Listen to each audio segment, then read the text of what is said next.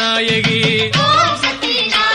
அங்கம் புரண்டு புரண்டு வந்தாளே ஆதிசக்தி நாயகி வீட்டெதிரில் மாரியம்மன் திருவிழாவிலே அடிகளர் மேல் ஆட்கொண்டாள் ஆதிபராசக்தி அங்கிருந்தே உருண்டு வந்தாள் ஆதிபராசக்தி